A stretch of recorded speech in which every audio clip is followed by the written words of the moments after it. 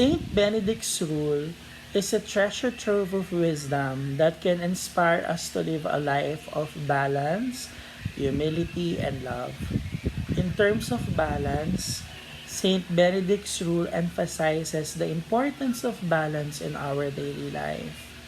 Encourages us to find a middle path between extremes like our work and rest, prayer and action, and solitude and community. This balance helps us to cultivate a sense of harmony and wholeness, finding a balance between academic rigor and personal well being. For example, I set aside dedicated time to do my paperworks, in doing my learning plan, the quizzes, the written works, the performance tasks for my students. But I also do prioritize self-care activities like I do walk every day and meditate to maintain mental and physical health. Okay. Number two is humility. Saint Benedict's rule teaches us that humility is the foundation of all virtues. He encourages us to recognize our limitations, to listen to other people, and to serve with kindness and compassion. By embracing humility, we can build stronger relationship and become more effective servants to other people. Through humility, it helps us also to recognize our limitations of one's knowledge and being open to learn from our students and colleagues.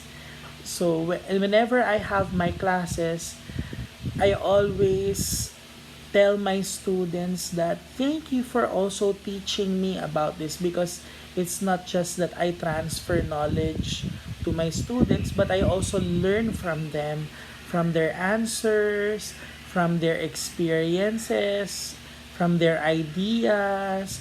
So I ask my students to share their expertise on a particular topic or seeking feedback from them, okay? And sometimes I do ask my peers, my fellow teachers, what do you think about this? So that's also being humble.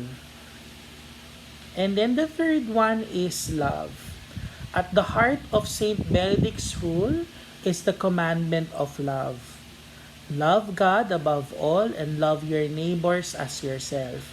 He reminds us that love is the greatest commandment, that it should guide in all our actions and decisions. Love also creates a safe and inclusive classroom environment wherein students feel valued and supported. So I make sure that I really involve my students. I really take time to learn from them, to really know them, not just how they look, but also memorize their names, to know their interests. That's why every class I do give varied activities, differentiated activities.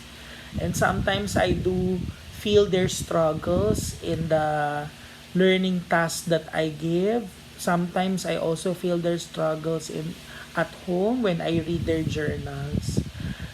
I also show the genuine care and concern for the well-being. So that's how we show love to our students. And in terms of community, Saint Benedict's rule emphasizes the importance of community life and mutual support. Encourages us to live in harmony with others, to respect each other's differences, and to work together towards a common goal. So, community is also building relationships with colleagues. Okay, and foster a sense of community in the school.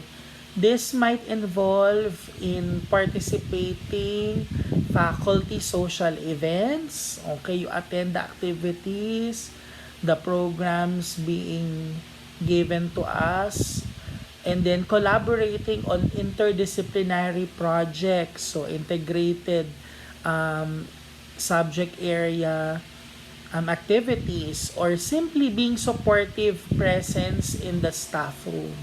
So your presence really do matter.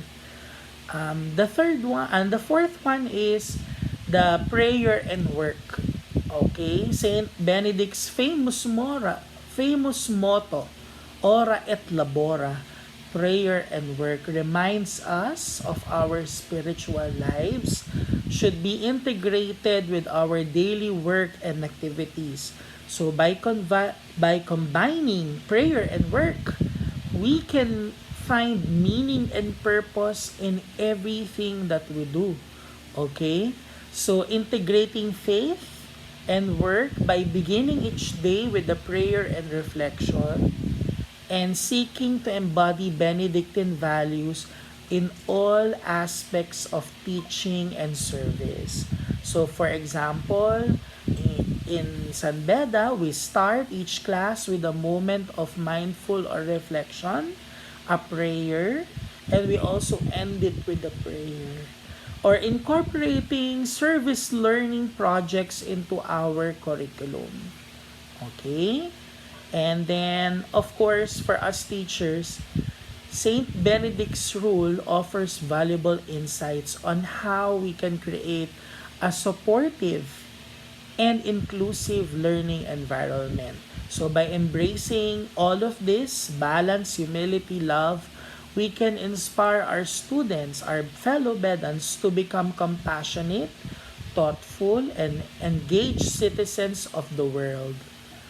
So, some specific examples of this, a teacher or an educator who prioritizes learning and empathy in their interactions with students, creating a safe space for them to share their thoughts and feelings. So, we should always ask our students and make our discussion interactive. Let them involve in all discussions.